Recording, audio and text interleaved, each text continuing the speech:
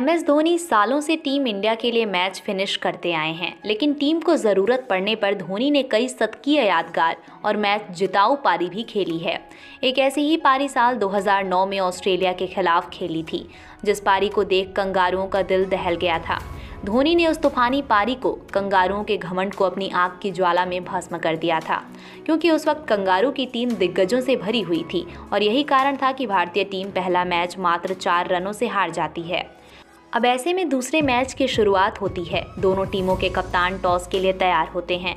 Ricky Ponting ने toss जीतकर पहले भारत को बल्लेबाजी के लिए आमंत्रित किया।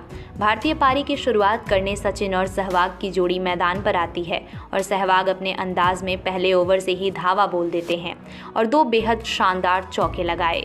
धीरे धीरे पारी आगे बढ़ ही रही थी कि 21 के स्कोर पर सचिन तेंदुलकर स्लिप के कैमरन वाइट को कैच थमा पवेलियन वापस चले जाते हैं।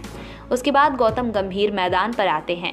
अब दोनों ने मिलकर इस स्कोर बोर्ड को आगे बढ़ाया, लेकिन सहवाग आज जरा भी रहम करने के मूड में नहीं थे। इसी कारण टीम का स्कोर 10 ओवरों में ही 60 रन हो चुका था, लेकिन 11वें ओवर में सहवाग जॉनसन की गेंद पर आउट हो गए।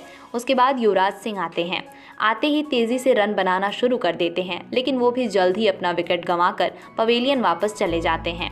अब भारतीय टीम का स्कोर 15 ओवरों में 97 रनों पर 3 विकेट हो चुका था।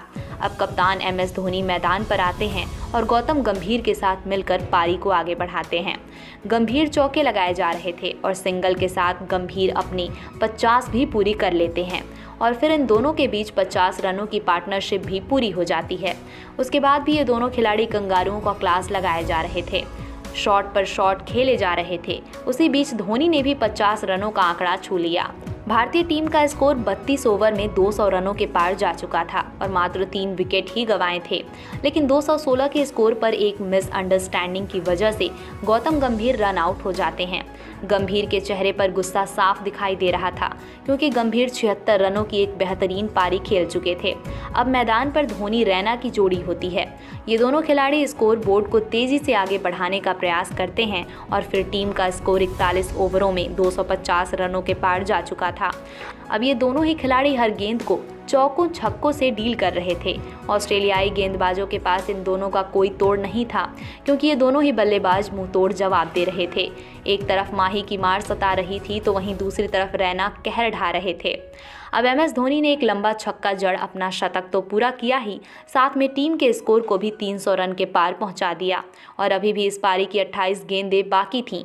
फिर क्या, फिर से धोनी ने एक और छक्का मारा और फिर रैना ने भी गेंद को हवाई यात्रा के लिए भेज दिया और इसी के साथ इन दोनों के बीच मात्र 75 गेंदों पर 100 रनों की पार्टनरशिप हो जाती है।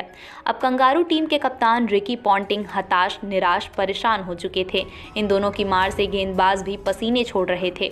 यहाँ तक कि मैदान में खड़े फील्डर भी फील्डिंग करना भूल चुके थे और फिर उसके बाद सुरेश रैना ने एक और चौका लगाकर अपना अर्धशतक भी पूरा कर लिया और इस स्कोर को भी 350 रनों के पार पहुँचा दिया। टारगेट तो बहुत बड़ा हो चुका था, लेकिन आखिरी ओवर में रन तो बिल्कुल भी नहीं आ सके, क्योंकि पहले धोनी जॉनसन का शिकार हो जाते हैं। फिर उसके बाद रैना भी कैच थमा पवेलियन चले जाते हैं, लेकिन तब तक ये दोनों ही खिलाड़ी अपना काम बखूबी निभा चुके थे और भारतीय टीम का स्कोर 354 हो चुका था। जल्दी विकेट गिरने के बावजूद भी MS धोनी ने शानदार 124 रनों की विस्फोटक पारी खेली। ऑस्ट्रेलिया को इस मैच को जीतने के लिए 355 रनों की ज़रूरत होती है।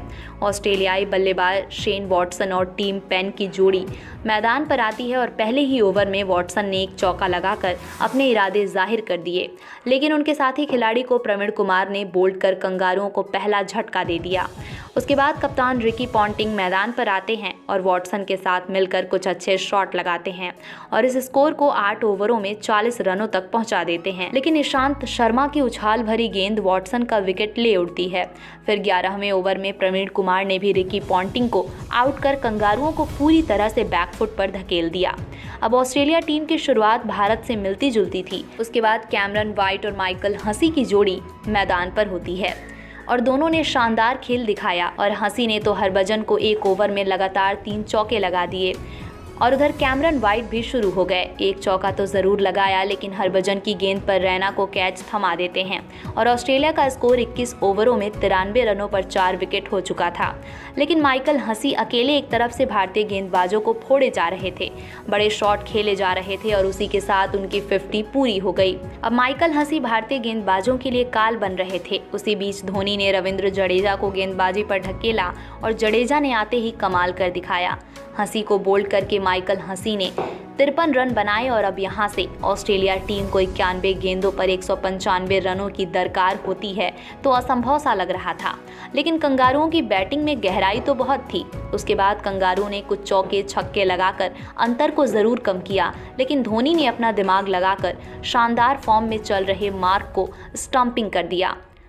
अब लगभग भारतीय टीम ने इस मैच पर अपनी पकड़ बना ही ली थी, लेकिन उसके बावजूद रन बनते जा रहे थे। लेकिन भारतीय टीम के लिए अच्छी बात ये थी कि लगातार विकेट भी गिरते जा रहे थे और देखते ही देखते ऑस्ट्रेलिया की पूरी टीम मात्र 255 रनों पर ऑल आउट हो जाती है और भारतीय टीम ये मैच 99 रनों के बड़े अंतर से जीत लेती है और धोनी को प्लेयर ऑफ द मैच का अवार्ड दिया जाता है, क्योंकि धोनी ने 124 रनों की मिसाल पारी खेली थी।